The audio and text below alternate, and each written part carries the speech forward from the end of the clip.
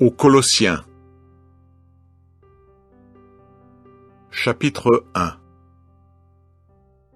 Paul, apôtre de Christ Jésus par la volonté de Dieu, et Timothée notre frère, aux saints et aux frères fidèles en union avec Christ qui sont à Colosse, à vous, faveur imméritée et paix de la part de Dieu notre Père. Nous remercions toujours Dieu, le Père de notre Seigneur Jésus-Christ, quand nous prions pour vous, depuis que nous avons entendu parler de votre foi concernant Christ Jésus et de l'amour que vous avez pour tous les saints à cause de l'espérance qui vous est réservée dans les cieux. Cette espérance, vous en avez entendu parler auparavant quand a été annoncée la vérité de cette bonne nouvelle qui s'est présentée à vous, tout comme elle porte du fruit et croît dans le monde entier, ainsi qu'elle est en train de le faire aussi chez vous, depuis le jour où vous avez entendu et connu de façon exacte la faveur imméritée de Dieu dans la vérité. C'est ce que vous avez appris d'Épaphras, notre coesclave bien-aimé, qui est à notre place un fidèle ministre du Christ. C'est lui aussi qui nous a informés de votre amour sur le plan spirituel. C'est pour cela aussi que, depuis le jour où nous en avons entendu parler, nous ne cessons pas de prier pour vous et de demander que vous soyez remplis de la connaissance exacte de sa volonté, en toute sagesse et compréhension spirituelle, afin de marcher d'une manière digne de Jéhovah pour lui plaire entièrement, tandis que vous continuez à porter du fruit en toute œuvre bonne, et à croître dans la connaissance exacte de Dieu, étant rendu puissant de toute puissance dans la mesure de sa force glorieuse, pour endurer pleinement et être patient avec joie, remerciant le Père qui vous a rendu digne de votre participation à l'héritage des saints dans la lumière. Il nous a délivrés du pouvoir des ténèbres et nous a transférés dans le royaume du Fils de son amour, par le moyen de qui nous avons notre libération par rançon, le pardon de nos péchés. Il est l'image du Dieu invisible, le premier-né de toute création, parce que par son moyen, toutes les autres choses ont été créées, dans les cieux et sur la terre, les visibles et les invisibles, que ce soit trône ou seigneurie ou gouvernement ou pouvoir.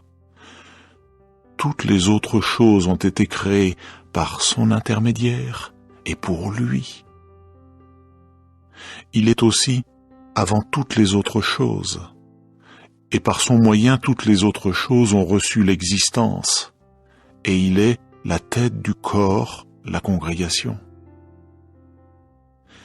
Il est le commencement, le premier-né d'entre les morts, pour devenir celui qui est le premier en toutes choses, parce que Dieu a jugé bon de faire habiter en lui toute plénitude et par son intermédiaire, de réconcilier de nouveau avec lui-même toutes les autres choses, en faisant la paix grâce au sang qu'il a versé sur le poteau de supplice, que ce soit les choses sur la terre ou les choses dans les cieux.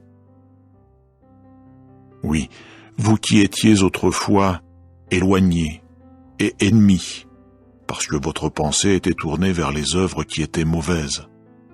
Il vous a maintenant réconciliés de nouveau par le moyen du corps de chair de celui-là, grâce à sa mort, afin de vous présenter devant lui saint et sans tache, et ne donnant prise à aucune accusation, pourvu évidemment que vous restiez dans la foi, établis sur le fondement et ferme, et sans bouger de l'espérance de cette bonne nouvelle que vous avez entendue et qui a été prêchée dans toute la création qui est sous le ciel. De cette bonne nouvelle, moi, Paul, je suis devenu un ministre.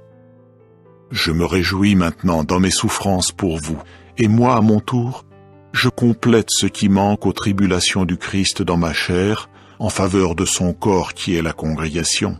Je suis devenu un ministre de cette congrégation, selon la gestion qui m'a été donnée par Dieu dans votre intérêt, pour prêcher la parole de Dieu pleinement, le saint secret qui était resté caché depuis les systèmes de choses passées et depuis les générations passées. Mais maintenant, il a été manifesté à ses saints, à qui Dieu a voulu faire connaître quelle est la glorieuse richesse de ce saint secret parmi les nations. C'est Christ, en union avec vous, l'espérance de sa gloire. C'est lui que nous annonçons, avertissant tout homme et enseignant tout homme en toute sagesse, pour présenter tout homme complet en union avec Christ.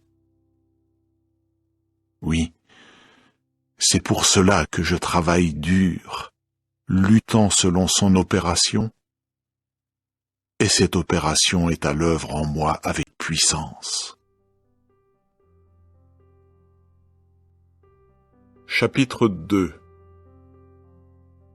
Je veux, en effet, que vous compreniez combien grand est le combat que je mène pour vous et pour ceux de Laodicée et pour tous ceux qui n'ont pas vu mon visage dans la chair, afin que leur cœur soit consolé et qu'ils soient harmonieusement unis ensemble dans l'amour, et pour toute la richesse de la pleine certitude de leur intelligence, pour une connaissance exacte du saint secret de Dieu, c'est-à-dire Christ. En lui sont soigneusement cachés tous les trésors de la sagesse et de la connaissance. Je dis cela pour que personne ne vous abuse par des raisonnements persuasifs, car même si je suis absent dans la chair, je suis cependant avec vous dans l'esprit, me réjouissant et voyant le bon ordre qu'il y a chez vous et la fermeté de votre foi envers Christ. Ainsi donc, comme vous avez accepté Christ Jésus le Seigneur, continuez à marcher en union avec lui, enracinés et bâtis en lui, et devenus stables dans la foi, tout comme vous avez été enseignés, débordant de foi dans l'action de grâce. Soyez sur vos gardes. Il se peut qu'il y ait quelqu'un qui vous entraînera comme sa proie au moyen de la philosophie et d'une vaine tromperie, selon la tradition des hommes, selon les choses élémentaires du monde et non selon Christ, parce que c'est en lui que toute la plénitude de la qualité divine habite corporellement. Et ainsi, vous avez une plénitude par son moyen, lui qui est le chef de tout gouvernement et pouvoir. Par votre relation avec lui, vous avez aussi été circoncis, d'une circoncision accomplie sans main, par le dépouillement du corps de la chair, par la circoncision qui relève du Christ. Car vous avez été enterrés avec lui dans son baptême, et par votre relation avec lui, vous avez aussi été relevés ensemble, grâce à votre foi en l'opération de Dieu qu'il a relevé d'entre les morts. D'autre part, alors que vous étiez morts dans vos fautes et dans l'état d'incirconcision de votre chair, Dieu vous a rendus à la vie ensemble avec lui. Il a bien voulu nous pardonner toutes nos fautes et a effacé le document manuscrit qui était contre nous, document qui consistait en décret et qui était en opposition avec nous, et il l'a fait disparaître en le clouant au poteau de supplice. Dénudant les gouvernements et les pouvoirs, il les a exposés en public comme vaincus, les conduisant dans un cortège triomphal par le moyen du poteau de supplice. Que personne donc ne vous juge sur le manger et le boire, ou à propos d'une fête, ou de l'observance de la nouvelle lune, ou d'un sabbat, car ces choses sont une ombre des choses à venir, mais la réalité relève du Christ. Que personne ne vous enlève le prix, quelqu'un qui prend plaisir à une fausse humilité et à un culte des anges, s'appuyant sur les choses qu'il a vues, gonflé d'orgueil sans raison véritable par sa mentalité charnelle, tandis qu'il ne reste pas attaché à la tête, à celui de qui tout le corps, pourvu et harmonieusement unis ensemble au moyen de ses jointures et ligaments, continuent à croître de la croissance que Dieu donne. Si vous êtes morts ensemble avec Christ aux choses élémentaires du monde, pourquoi, comme si vous viviez dans le monde, vous soumettez-vous encore à ses décrets? Ne prends pas, ne goûte pas, ne touche pas, à propos de choses qui, du fait qu'on les consomme, sont toutes destinées à la destruction, selon les commandements et les enseignements des hommes. Ces choses-là ont bien une apparence de sagesse par un culte que l'on s'impose à soi-même et une fausse humilité, un traitement sévère du corps, mais elles n'ont aucune valeur pour combattre la satisfaction de la chair. Chapitre 3. Si, cependant, vous avez été relevés avec le Christ, continuez à chercher les choses d'en haut, où le Christ est assis à la droite de Dieu. Pensez toujours aux choses d'en haut, non à celles qui sont sur la terre. Car vous êtes morts, et votre vie a été cachée avec le Christ en union avec Dieu. Quand le Christ, notre vie, sera manifesté, alors vous aussi, vous serez manifestés avec lui dans la gloire. Faites donc mourir les membres de votre corps qui sont sur la terre pour ce qui est de la fornication, de l'impureté, des désirs sexuels, des envies nuisibles et de la convoitise, laquelle est idolâtrie. C'est à cause de ces choses-là que vient la colère de Dieu. C'est bien dans ces choses-là que vous aussi vous marchiez autrefois, quand vous viviez là-dedans. Mais maintenant, rejetez-les vraiment toutes loin de vous. Colère, fureur, méchanceté, injures, paroles obscènes sorties de votre bouche. Ne vous mentez pas les uns aux autres. Dépouillez-vous de la vieille personnalité avec ses pratiques et revêtez-vous de la personnalité nouvelle qui, grâce à la connaissance exacte, se renouvelle selon l'image de celui qui l'a créé, là où il n'y a plus de Grecs ni de Juifs, de circoncision ni d'incirconcision, d'étrangers, de Scythes, d'esclaves, d'hommes libres, mais Christ est toute chose et en tout. Aussi, comme des gens que Dieu a choisis, des hommes saints et aimés, revêtez-vous des tendres affections de la compassion, ainsi que de bonté, d'humilité, de douceur et de patience. Continuez à vous supporter les uns les autres et à vous pardonner volontiers les uns aux autres si quelqu'un a un sujet de plainte contre un autre.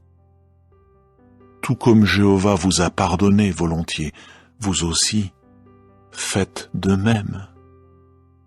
Mais outre toutes ces choses, revêtez-vous de l'amour, car c'est un lien d'union parfait.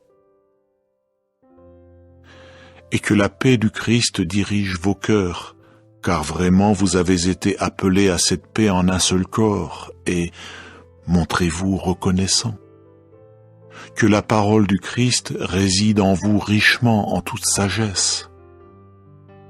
Continuez à vous enseigner et à vous avertir les uns les autres par des psaumes, des louanges à Dieu, des chants spirituels accompagnés de charmes, chantant dans vos cœurs à Jéhovah.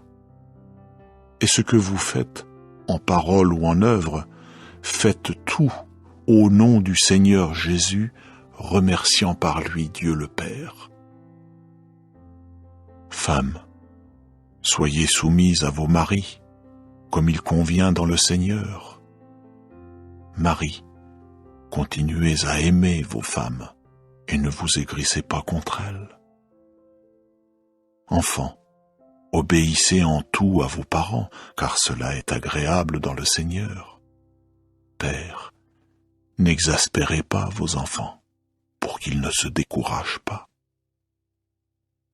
Esclaves, obéissez en tout à ceux qui sont vos maîtres selon la chair, servant non parce qu'on vous voit et pour plaire aux hommes, mais avec sincérité de cœur, avec crainte de Jéhovah. Tout ce que vous faites, travaillez-y de toute votre âme, comme pour Jéhovah et non pour les hommes, car vous savez que c'est de Jéhovah que vous recevrez la juste récompense de l'héritage. Travaillez comme des esclaves pour le Maître Christ. Oui, celui qui cause du tort recouvrera ce qu'il a fait comme tort, et il n'y a pas de partialité. Chapitre 4. Maître, continuez d'accorder à vos esclaves ce qui est juste et équitable, sachant que, vous aussi, vous avez un maître dans le ciel. Persévérez dans la prière. Demeurez-y éveillés avec action de grâce.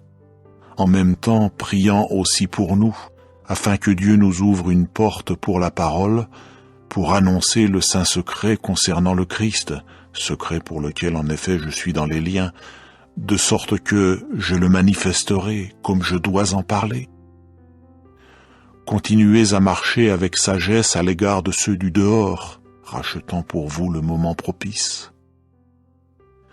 Que votre parole soit toujours accompagnée de charme, assaisonnée de sel, pour savoir comment vous devez répondre à chacun. Tychik, mon frère bien-aimé et fidèle ministre, et co-esclave dans le Seigneur, vous fera connaître toute ma situation.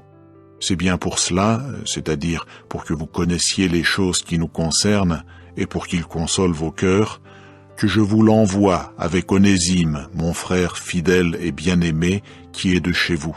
Toutes les choses d'ici, ils vous les feront connaître. Aristarque, mon compagnon de captivité, vous envoie ses salutations, ainsi que Marc, le cousin de Barnabas, au sujet duquel vous avez reçu des ordres, si jamais il vient chez vous, faites-lui bon accueil, et Jésus, qui est appelé Justus. Ceux-ci sont d'entre les circoncis, ceux-là seuls sont mes compagnons de travail pour le royaume de Dieu, et ceux-là précisément sont devenus pour moi une aide qui fortifie. Épaphras, qui est de chez vous, un esclave de Christ Jésus, vous envoie ses salutations. Il lutte toujours pour vous dans ses prières, afin que finalement vous soyez complet et rempli d'une ferme conviction quant à toute la volonté de Dieu.